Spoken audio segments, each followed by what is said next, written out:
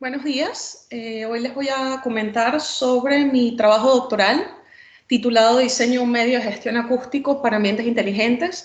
Mi tutor es el doctor José Aguilar. El contenido de la presentación de hoy es brevemente el planteamiento de esta investigación, los objetivos generales y los específicos, brevemente los antecedentes, pero el fuerte va a ser el marco teórico de la investigación que está referida a temas y a conceptos de inteligencia artificial, de ambientes inteligentes, de ingeniería acústica y de acústica medioambiental.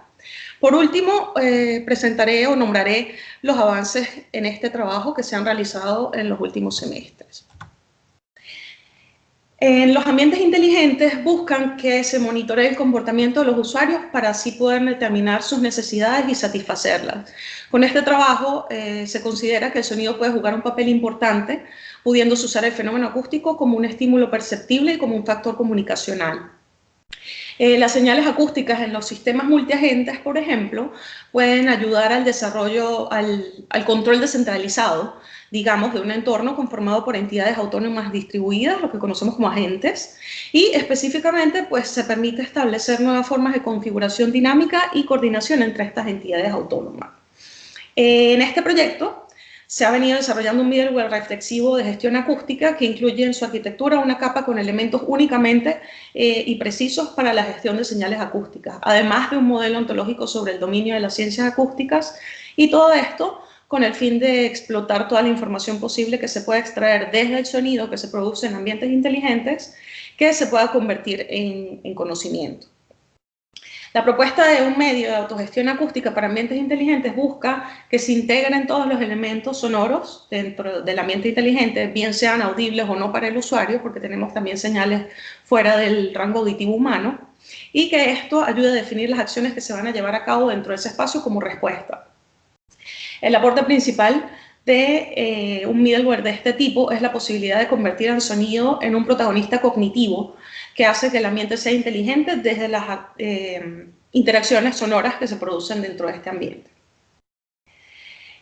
A partir de una revisión de antecedentes se pudo constatar la necesidad de concebir un middleware de este tipo cuyo objetivo sea la gestión de las interacciones sonoras en ambientes inteligentes. Y así que este trabajo también, este middleware permita el desarrollo de modelos computacionales para la gestión autónoma del sonido. Con este trabajo se busca que el sonido sea un protagonista y no un partícipe pasivo, tanto de la identificación de las acciones que se desarrollan en un espacio, como de la coordinación de sistemas multiagentes de acuerdo a la información recibida y analizada. El objetivo general de esta investigación es especificar un medio de gestión acústica para ambientes inteligentes, y entre los objetivos específicos tenemos analizar las perspectivas del uso de la ciencia acústica en ambientes inteligentes, caracterizar el sonido producido en los ambientes inteligentes, definir los servicios acústicos requeridos en los ambientes inteligentes, especificar un sistema de adecuación sonora para ambientes inteligentes basado en los paradigmas de aplicaciones orientadas por servicios y por computación autonómica, y desarrollar un prototipo de sistema autonómico de gestión sonora para ambientes inteligentes. Brevemente, en cuanto a los antecedentes, para identificar los criterios que debemos considerar en el desarrollo de un middleware de gestión acústica, se hizo un estudio comparativo de trabajos previos.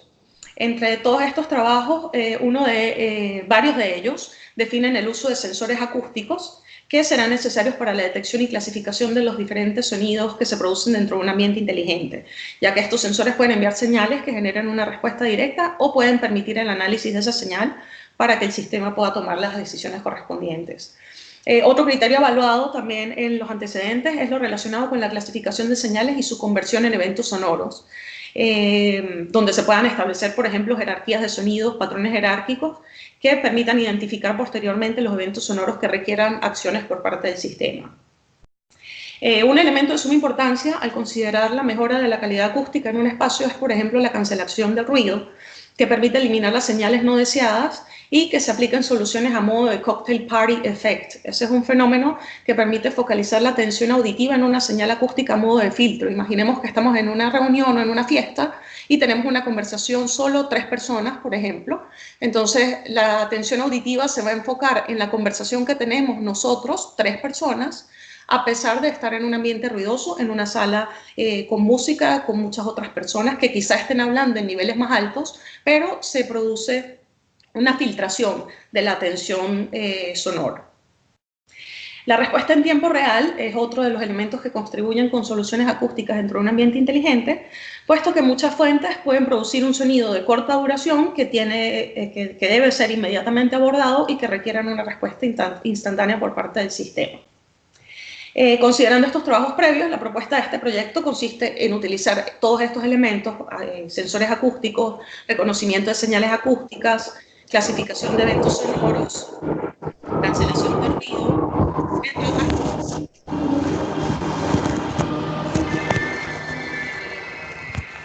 para así mejorar la experiencia del usuario en los ambientes inteligentes.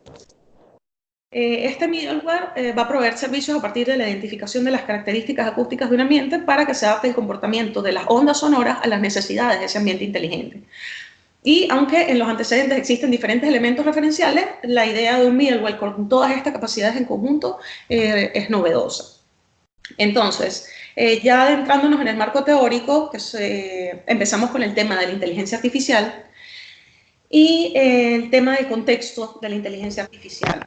La inteligencia artificial es la ciencia que emula los procesos propios de la inteligencia humana, como percepción, razonamiento, aprendizaje, y entre sus funciones, sus principios fundamentales están el autoaprendizaje, a base de ensayo y error, buscando aprender más y ofrecer soluciones rápidas y eficaces a problemas o analizar con más eficiencia los datos con los que se cuenten. La interacción con el usuario, que es capaz de entender lo que se solicita y dar respuestas pertinentes. También la respuesta en tiempo real o la capacidad de estimar el tiempo de respuesta, el tiempo que va a tomar el sistema en dar una respuesta. El razonamiento para usar su conocimiento como la principal fuente para analizar el entorno y tomar las decisiones. Y la autonomía, trabajando de manera independiente y cumpliendo con todas sus tareas sin intervención constante del usuario. En cuanto a teoría de agentes, los agentes son objetos que pueden percibir su ambiente a través de sensores y actuar sobre este mediante elementos ejecutores. Sus comportamientos van a depender en gran medida, por supuesto, de lo que perciban. En cuanto al diseño de un agente, consiste en especificar las acciones que un agente podría ejecutar en respuesta a alguna percepción en particular.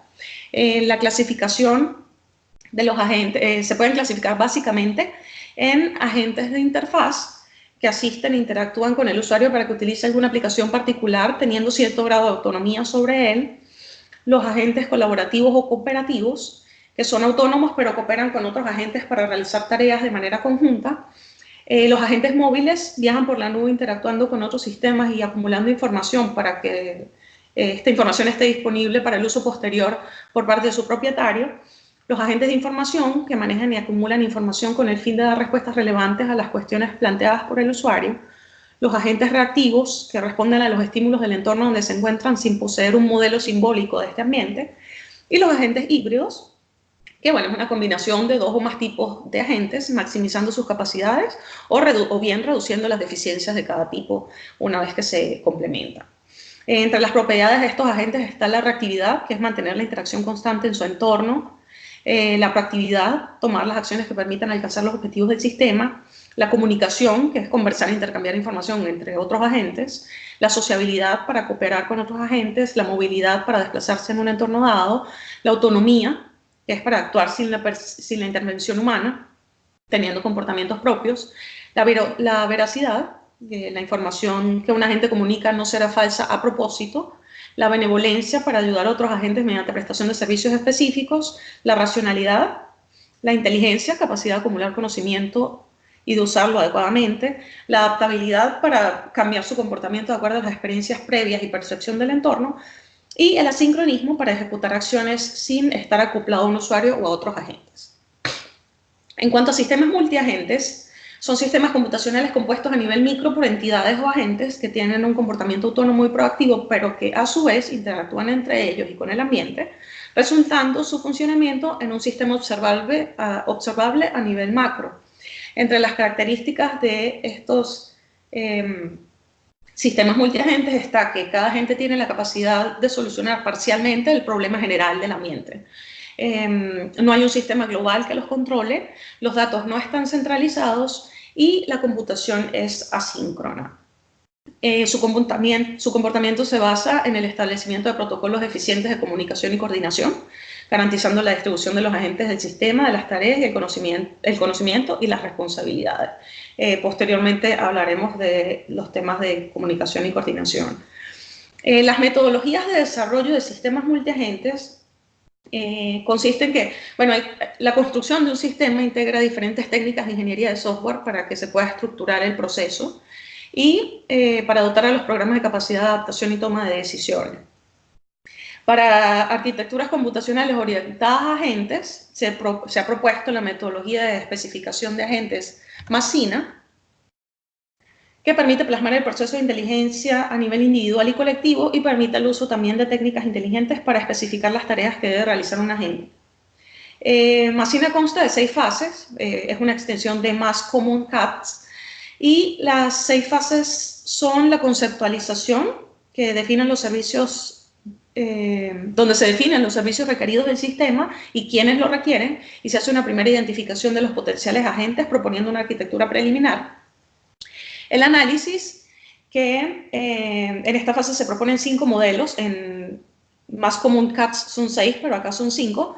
En esta imagen que está acá podemos ver un poco los modelos.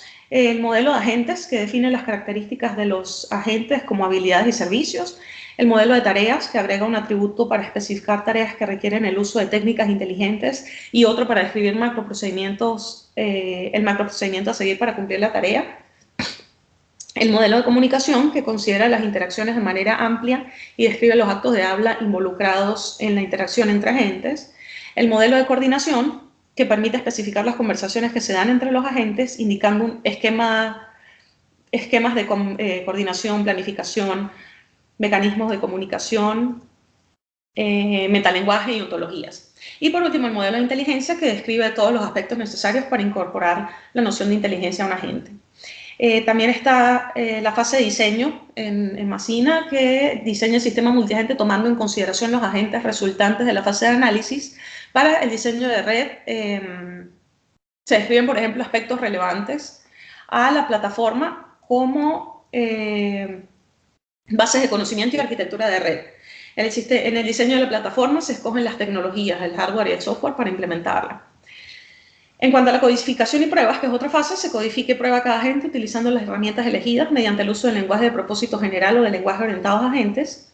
En la integración se realiza el acoplamiento de los agentes del sistema multiagente y de este con la plataforma donde funcionará. Y en operación y mantenimiento es el funcionamiento constante y actualizado de los componentes del sistema para adaptarlos a la evolución del entorno o a nuevos requisitos. Entonces, para la elaboración de esta investigación se emplea como metodología una combinación de Masina y del método científico, que está conformado por las fases que ven acá: la hipótesis, que donde se va a determinar el papel de las ciencias acústicas en los ambientes inteligentes y sus capacidades en el proceso adaptativo de los mismos; la conceptualización, donde se definirán los modelos de servicio acústicos requeridos en el ambiente inteligente que coadyuven a su autogestión, y en este caso la especificación teórica de dichos servicios será la tarea fundamental. El diseño de integración, donde se diseñará la arquitectura autonómica computacional del sistema de adecuación de sonido para un ambiente inteligente basado en la teoría de sistemas multiagentes. En esta fase se van a usar los modelos de Masina, específicamente el de agente, el de comunicación y el de inteligencia. En cuanto al desarrollo, se van a escoger tecnologías necesarias para el desarrollo del medio de gestión acústico, desarrollando un prototipo funcional del mismo. Igualmente se definirán las tecnologías adecuadas para el desarrollo de los modelos teóricos de servicios acústicos. Y en cuanto a la demostración, se elaborarán posibles escenarios de prueba para demostrar o refutar las hipótesis planteadas respecto al uso de un medio de autogestión sonora en ambientes inteligentes.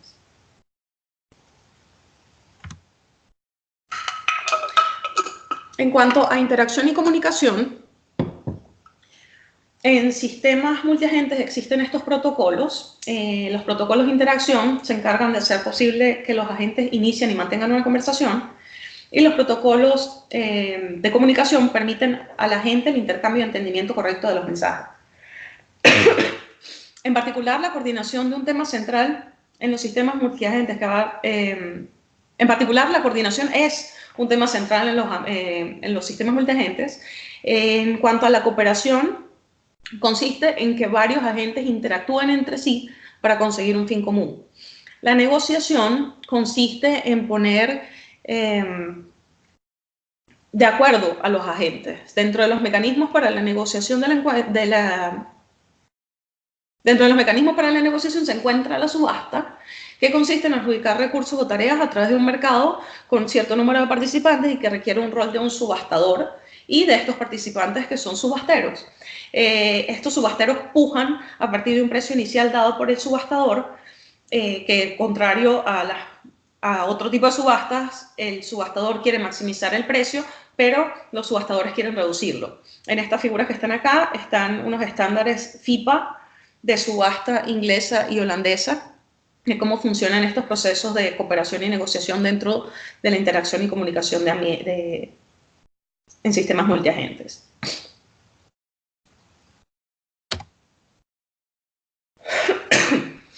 Otro de los mecanismos es la licitación, que parte de un pliego de condiciones que construye un agente donde especifica la tarea de donde se especifican condiciones en las que se requiere un servicio. Un grupo de agentes llamados licitadores hacen una oferta, por ejemplo, de realización de servicios según el pliego de licitación. Entonces, en este sentido, cada licitador ofrece su mejor propuesta para intentar ganar el visto bueno del cliente. Esta oferta es evaluada por el cliente y le asigna el servicio al agente licitador cuya oferta mejor responda al pliego de esa licitación. También existe un protocolo estandarizado por FIPA para este protocolo de interacción y comunicación.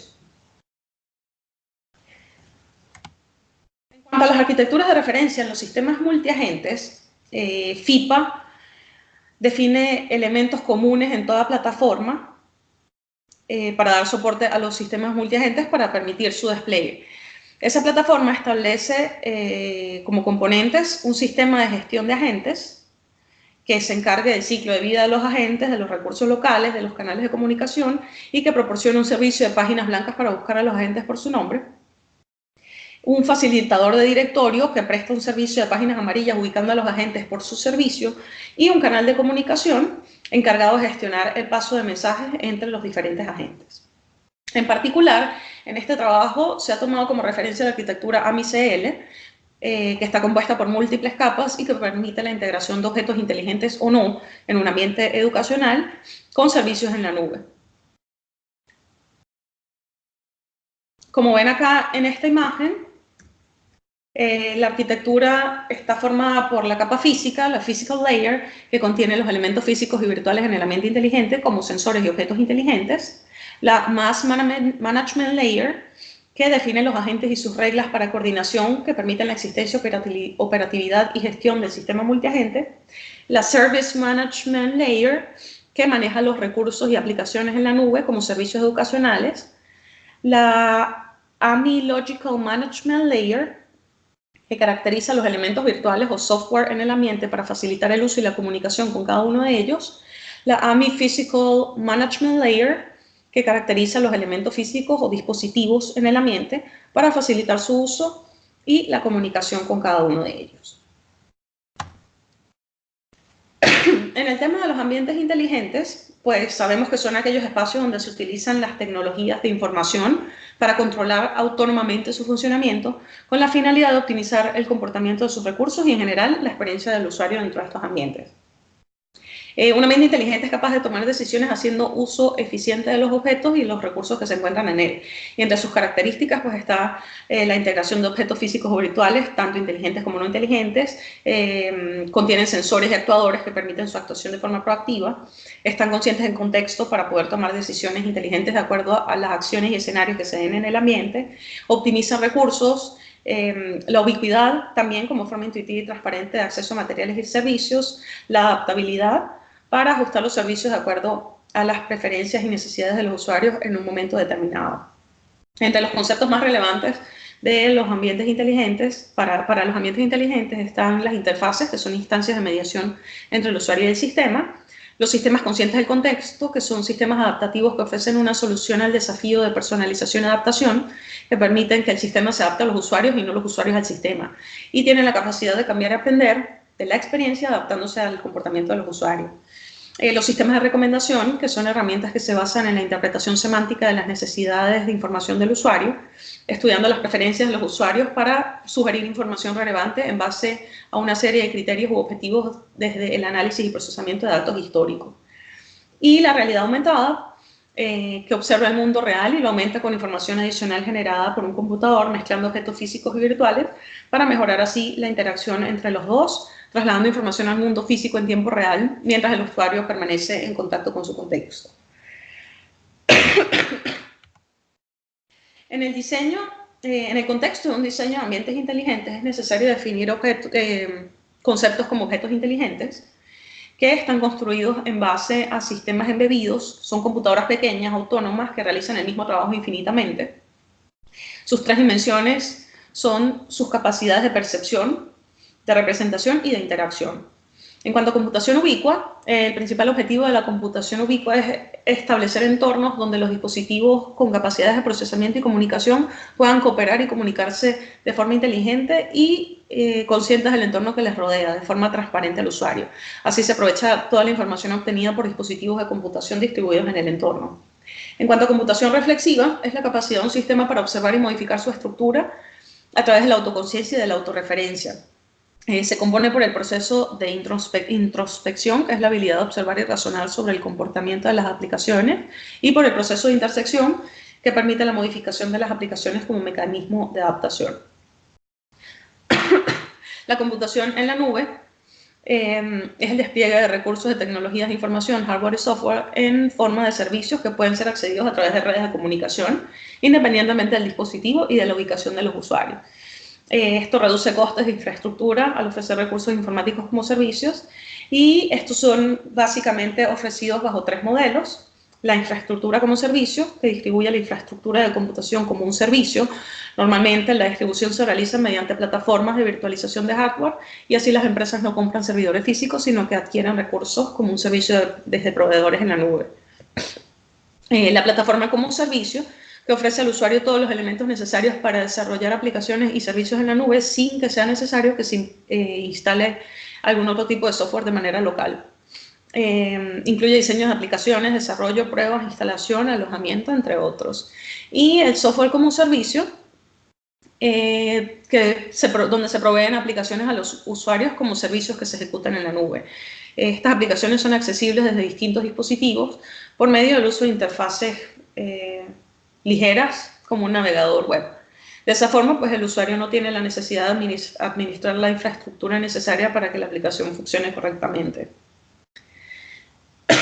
Por último, la conciencia del contexto. La computación consciente del contexto hace uso de dispositivos mejorados o aumentados con la capacidad de percibir y utilizar aspectos del entorno circundante como contexto. El contexto hace referencia a los aspectos del entorno en un sistema persona-computadora, los componentes específicos del sistema y esta interacción que se produce. Sus aplicaciones se categorizan en la selección aproximada de una técnica de interfaz de usuario, donde los objetos más cercanos se resaltan para que sean más fáciles de elegir, por ejemplo. La reconfiguración contextual automática, añadir nuevos componentes o retirar componentes existentes y así modificar conexiones también debido a cambios en el contexto. La información contextual y los comandos pueden ocasionar resultados diferentes dependiendo del contexto en que fueron producidos, y las acciones provocadas por contextos son reglas simples utilizadas para especificar cómo debe ser el proceso de adaptación de los sistemas. Pasando al tema de la ingeniería acústica, la perturbación de las moléculas de un medio material, que es producto de un estímulo externo que genere movimiento, es lo que va a originar una onda acústica. La acústica es la ciencia que estudia el comportamiento y generación de las ondas sonoras, su radiación y propagación, además de los recursos para mejorar la aptitud del sonido de un ambiente de acuerdo con el uso que este ambiente va a tener. En la ingeniería acústica, especializada en controlar y desarrollar procesos de emisión, transmisión y recepción de las ondas mediante medios físicos, es necesario comentar los temas como sonido estructural, acústica de salas y aislamiento acústico. En cuanto a la propagación y radiación, el comportamiento de una onda sonora no va a estar condicionado únicamente por las características propias de la onda a nivel de su física, sino también por las condiciones del espacio donde esa onda se va a propagar. En esta figura, por ejemplo, se observa el comportamiento de una onda a partir de una fuente que la está produciendo en un espacio cerrado. Se están produciendo reflexiones. El sonido es como una pelota de goma que va a rebotar, siempre y cuando tenga la fuerza, va a rebotar contra la superficie con la que se encuentre. Entonces tenemos lo que es el campo sonoro, que es la distribución de la presión sonora en el tiempo y el espacio. Se llama campo sonoro libre cuando no existe ningún obstáculo para las ondas, para que la onda se disperse. Se llama campo sonoro difuso cuando en un punto dado es igualmente probable que la onda rebote en cualquier dirección instantáneamente. Y se llama campo sonoro reverberante a la parte del espacio sonoro compuesto únicamente por las reflexiones. Es decir, en esta imagen, por ejemplo, el segundo rebote que estamos viendo de las flechas. La reflexión es el fenómeno por el cual una onda acústica cambia de sentido al llegar a una pared rígida, retornando al ambiente acústico del cual provenía. Es precisamente ese rebote. La reflexión especular se da cuando el ángulo de la onda que incide es igual al ángulo de la onda reflejada, es decir, cuando la onda va en la misma dirección. Las reflexiones tempranas son los frentes de onda que llegan después del sonido directo y antes que se forme la cola reverberante. Pasamos a lo que es la reverberación, que es la persistencia del sonido en un ambiente cerrado o semicerrado, aún después de interrumpida la fuente, y se debe a la acumulación de energía sonora por reflexiones. La reverberación tardía la integran las reflexiones que llegan después de las primeras reflexiones y tienen mayor densidad y menor nivel sonoro que estas. El tiempo de reverberación, que es lo que muchas veces calculamos, es el tiempo que tarda un sonido en bajar 60 decibeles desde el valor que tenía al interrumpirse la fuente que lo estaba produciendo. El coeficiente de reflexión es el cociente entre las amplitudes de la presión acústica reflejada e incidente en un objeto. También existe el coeficiente de scattering, que es la razón entre la energía reflejada en direcciones no especulares respecto a la energía reflejada total. También el coeficiente de difusión es la medición de la proporción de energía que no es absorbida ni reflejada en forma especular desde la superficie para varios ángulos de incidencia. El coeficiente de absorción sonora es el cociente de la energía sonora que es absorbida por una superficie y la que incide sobre ella. Muchas veces medimos también el coeficiente de absorción de los materiales para saber de 0 a 1 qué tanto absorbe un material o no. Mientras más poroso sea el material, mayor coeficiente de absorción tendrá. El sonido estructural son las vibraciones en objetos o en estructuras sólidas. Las tensiones que se produzcan en un objeto sólido debido a una onda acústica van a conducir a una deformación elástica de ese sólido, de ese objeto, y esto va a vibrar en torno a su forma en estado de reposo. La vibración se explica por una continua transformación de energía potencial en energía cinética de las masas involucradas y también viceversa. Cada dirección del movimiento estructural corresponde con un tipo de onda. Están las ondas transversales de flexión, que son con desplazamientos perpendiculares a su dirección de propagación, las ondas transversales de torsión con desplazamientos rotativos y las ondas longitudinales de compresión, que son desplazamientos a lo largo de la estructura. El detalle con este sonido estructural, por ejemplo, lo podemos identificar cuando vivimos en un edificio y escuchamos que algún vecino está martillando, pero no sabemos de dónde viene ese sonido. Ese sonido quizá no es justo del apartamento que tenemos, el piso de abajo o el piso de arriba o el frente o el de un lado, sino puede ser que vivamos en un piso 4 y estamos escuchando el sonido estructural del vecino que está martillando en planta baja, por ejemplo. En cuanto a la acústica de salas, aunque la calidad acústica de una sala no está sujeta únicamente a la objetividad, o sea, no podemos decir que una sala tiene buena o mala acústica simplemente con términos objetivos, también hay juicios subjetivos dentro de qué suena bien y qué suena mal, sobre todo por las características tan personales del sentido auditivo, de estar involucrada la física con el sistema auditivo periférico.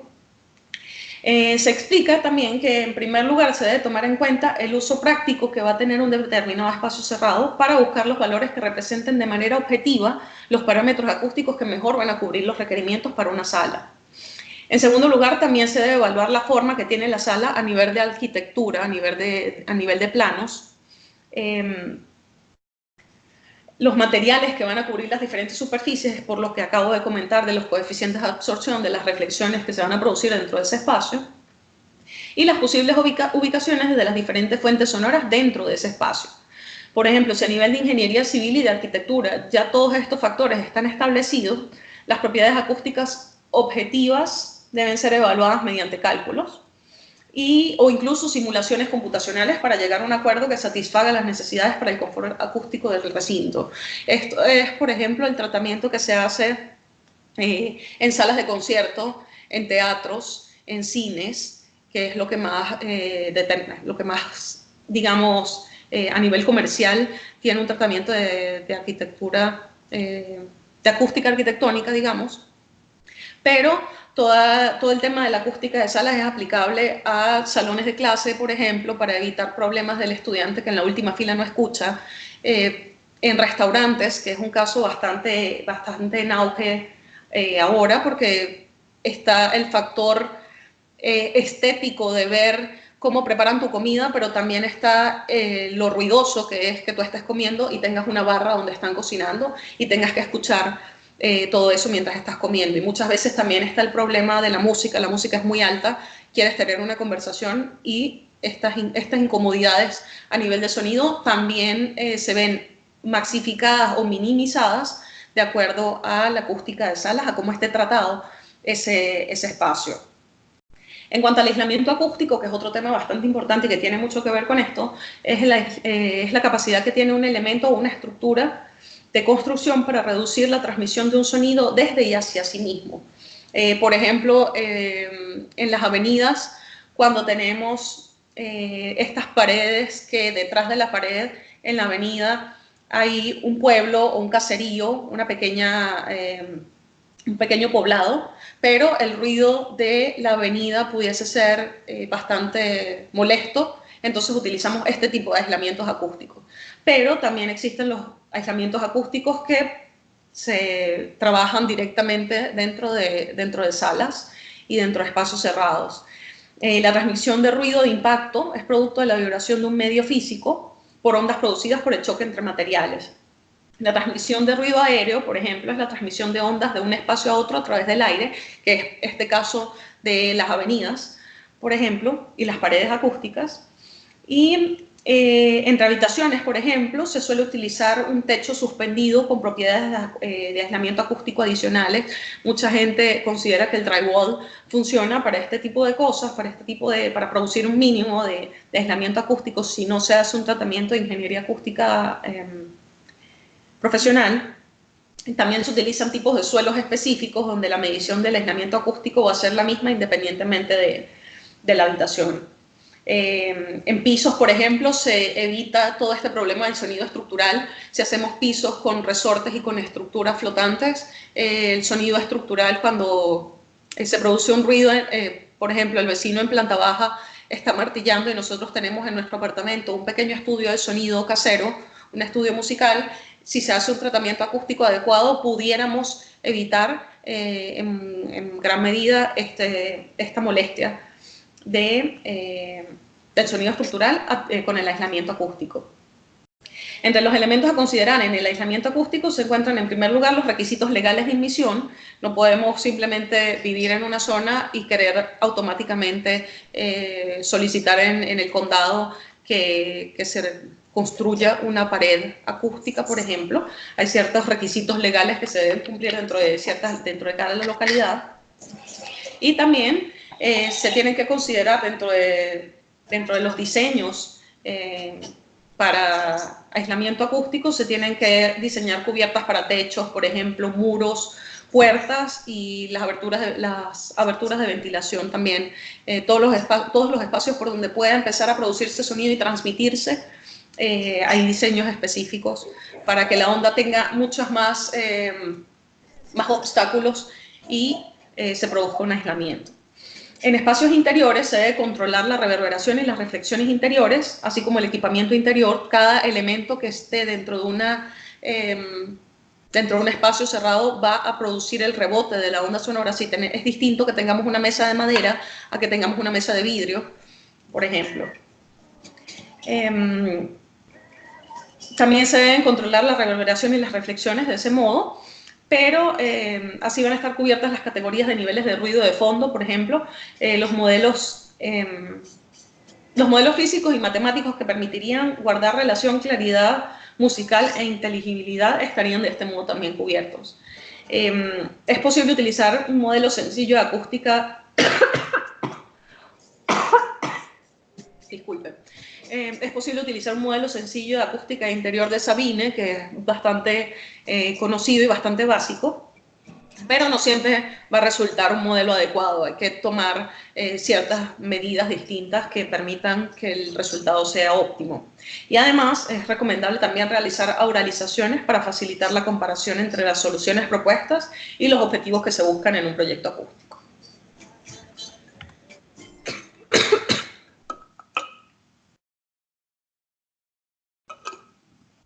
En cuanto a acústica medioambiental, contrario a lo que les acabo de comentar, que es más directamente relacionado a estructuras y espacios interiores, la acústica medioambiental se encarga de estudiar el sonido, pero en espacios exteriores, desde el ruido y las vibraciones, por ejemplo, y también, principalmente, digamos, su efecto en las personas y en el medio ambiente, desde la psicoacústica y desde la cognición auditiva. En cuanto a la psicoacústica, es una rama de la psicofísica que estudia la reacción del cerebro en términos psicológicos ante un estímulo acústico, cuyas cualidades son analizadas y transformadas en acciones físicas y mentales. La psicoacústica implica estudiar desde el sistema auditivo periférico, es decir, desde el oído, hasta la percepción de la sonoridad. Y, de acuerdo a eso, tenemos lo que es el nivel de presión sonora, que es una expresión logarítmica utilizada para manejar el rango de presiones sonoras existentes y además aproximarlo a la respuesta del oído, que sea lo más parecido posible a la respuesta del oído. En su límite inferior se acerca al umbral de la audición y en su límite superior al umbral del dolor. Los umbrales psicológicos son estos niveles mínimos en los que un determinado estímulo puede provocar una reacción observable. Hay un umbral absoluto, que es la mínima intensidad de un estímulo para que lo podamos percibir, o sea, que tanto volumen natural, por decirlo de algún modo, debe tener un sonido para que nosotros lo escuchemos. Y el umbral diferencial es la mínima intensidad en la que un estímulo debe exceder a otro para reconocerlo como un sonido diferente. Cuando dos sonidos son simultáneos, hay un umbral diferencial que nos va a hacer percibir que cuando suenan, por ejemplo, dos cornetas de dos carros al mismo tiempo, son dos carros distintos y no es una sola. El enmascaramiento es una propiedad del sistema auditivo periférico, no es una propiedad del sonido como fenómeno físico. Es un proceso que provoca un aumento en el umbral de la audición, del umbral de la audición para una señal enmascarada, y la cantidad de dicho aumento es expresada en decibeles. Es decir, un sonido es capaz de enmascarar a otro y hacerlo imperceptible, debido a que en la curva del umbral, la curva que tenemos en el oído, es mayor hacia las frecuencias más altas, porque los fenómenos no lineales del oído hacen que todos los de gran amplitud se distorsionen. Es decir, cuando la curva se mueve y se están produciendo dos sonidos que están dentro de esa curva, uno de esos sonidos no lo vamos a escuchar porque va a quedar más abajo del punto al que subió esa curva. Las bandas críticas es un comportamiento del sistema auditivo que simula la actividad de filtros auditivos. Al detectar una señal particular en medio de muchas otras, el sonido utiliza un filtro de focalización que hace que ésta se incremente significativamente mientras se atenúan el resto de las señales. Esto es lo que se utiliza en lo que acabo de comentar del cocktail party effect. Está este fenómeno de las bandas críticas que permiten una focalización de la atención sonora en medio de otras señales. Las demás señales se atenúan y nuestra atención está únicamente, mayormente en el evento sonoro que nos interesa. En cuanto a la sonoridad, es un rasgo de la sensación auditiva que permite ubicar los sonidos en una escala que va desde el total silencio hasta el máximo nivel de escucha, como correlato perceptual de la intensidad física. Sus valores numéricos van a corresponder al estímulo físico y no a la valoración de la intensidad de la sensación. Es decir, la sonoridad es física y no es como el enmascaramiento, que es una propiedad del sistema auditivo periférico. La sonoridad va a ser igual para un sonido, aunque sean varias personas las que lo estén escuchando. Y la ambiencia es la sensación auditiva por la cual es posible tener una idea de las características de un ambiente, como la dimensión de una sala en espacios cerrados, qué tan grande es una sala, qué tan pequeña, qué tan lejos estamos de la siguiente salida. Ese tipo, la ambiencia es esa sensación auditiva que nos va a permitir sentir dónde estamos ubicados acústicamente en un espacio.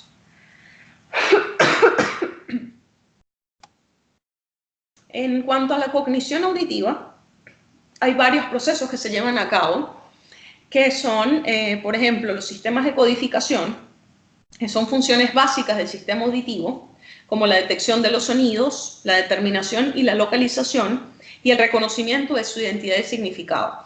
La codificación de estas sensaciones sonoras es realizada por dos sistemas que son algo complejos.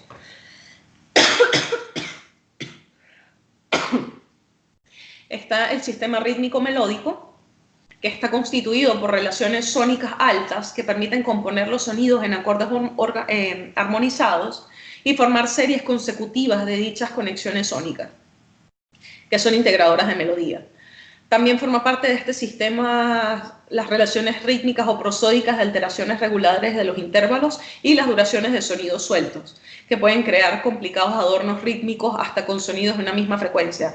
Es decir, estos dos componentes deben sintetizarse en estructuras melódicas y se crean modelos sonoros expresivos de ciertos estados emocionales para conservar el sistema. Básicamente, esta es la función esencial de lo que todos en algún momento hemos escuchado como oído musical. Decir que alguien tiene oído musical, decir que alguien tiene ritmo, tiene que ver directamente con la cognición auditiva y con este sistema de codificación, sistema rítmico melódico. Existe también el sistema fonético de códigos, que supone la base donde se estructuran elementos significativos del lenguaje humano. Acá está, como lo dice el nombre, es fonético. Para percibir los sonidos del habla o los fonemas hay que desglosar los indicios esenciales del sonido articulado y hacer abstracción de los indicios extraños, que son insustanciales para su diferenciación. Los rasgos sonoros pertinentes a estas relaciones tienen una significación semántico-diferenciativa y se denominan fonemáticos. El oído articulado debe destacarlos en el flujo discursivo y hacerlos dominantes al tiempo que se abstrae del timbre y de la altura del tono de dicho sonido. Este sistema, por ejemplo, para hacerlo un poco más sencillo, difiere en diversos idiomas, por ejemplo, y su dominio exige una condición organizativa por parte del oído para que se comprenda y se destaquen los indicios fonemáticos esenciales.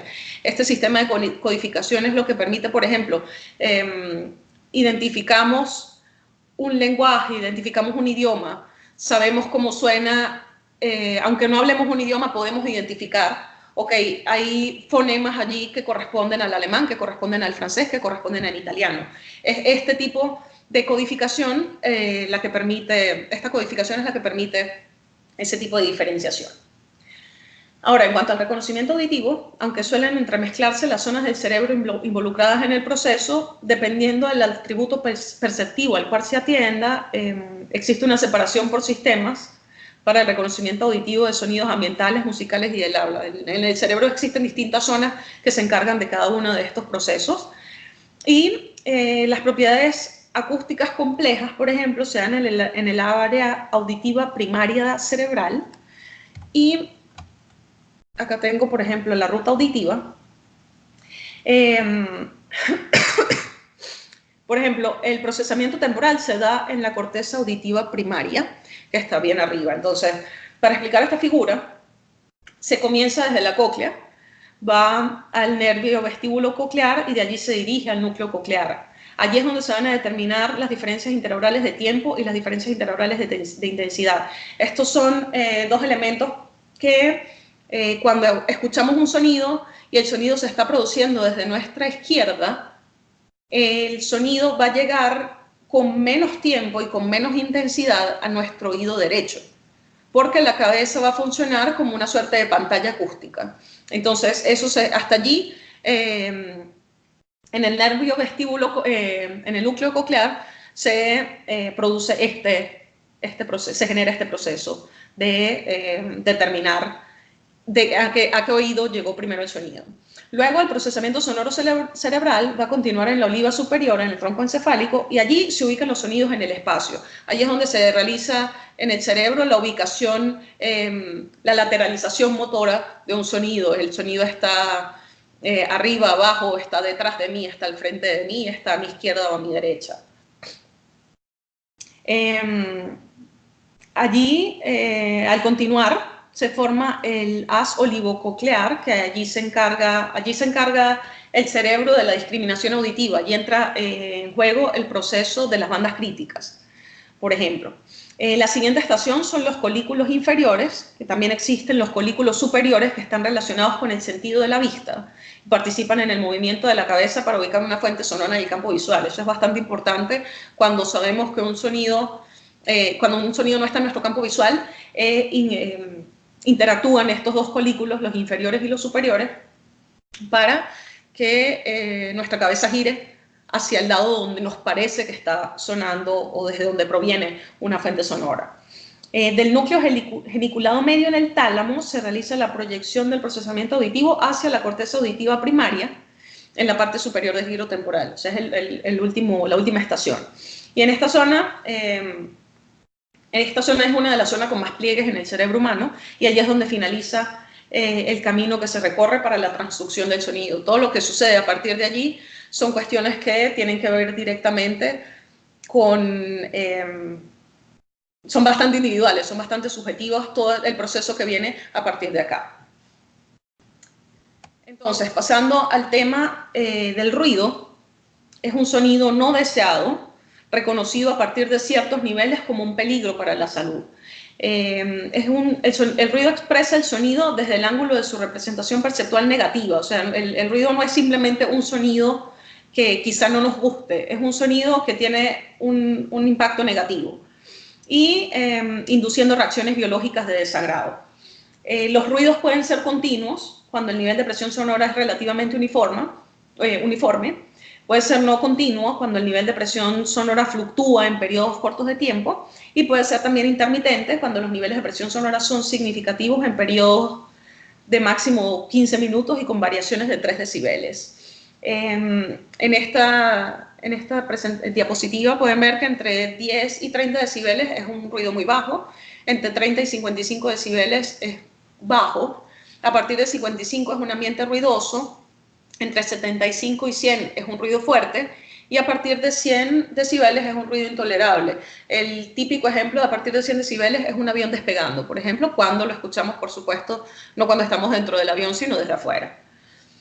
Por ejemplo, he comentado en otras ocasiones que en la ciudad de Mérida hay un estudio de sonido directamente en el aeropuerto, en la misma calle, y bueno, el tratamiento acústico dentro de este espacio es fue necesario debido precisamente a tener un ruido intolerable con cierta frecuencia. Las vibraciones son oscilaciones o movimientos repetitivos de un objeto alrededor de una posición de equilibrio a la que llegará cuando la fuerza que actúa sobre él se anula. Cuando un elemento vibra, entra en contacto con otro a nivel estructural, transmite la vibración y produce a su vez una radiación de ondas sonoras. Entonces, a diferencia de los ruidos aéreos que se transmiten por el aire, las vibraciones lo que hacen es excitar superficies mucho más limitadas. Y esa fuerza con la que se excita esa superficie puede aplicar externamente o generarse directamente dentro del objeto. Es la que va a determinar la proporción y la magnitud de esta vibración. Entonces, conociendo todos estos temas y esas definiciones, habiendo desarrollado ya un poco, avanzado un poco con la investigación, en los avances de este trabajo se han publicado los siguientes artículos: la ciencia acústica en los ambientes inteligentes, donde se realizó una revisión del estado de arte presentando los trabajos relacionados que establecen la base para el desarrollo de esta investigación; el Reflective Middleware for Acoustic Management in Intelligent Environments, que en este artículo se describe la arquitectura del middleware reflexivo, donde tomamos a AMI-CL como base, pero para la gestión acústica, y se presenta una visión general del comportamiento de la misma. En el trabajo Integration of Free AM in Smart Environments, se detallan los componentes del middleware de gestión acústica y se describen los ciclos autónomos y los servicios del sistema. Y por último, en Ontology Driven Architecture for Acoustic Management. En este artículo se exponen los diferentes dominios de conocimientos requeridos para la gestión acústica que son modelados usando ontologías.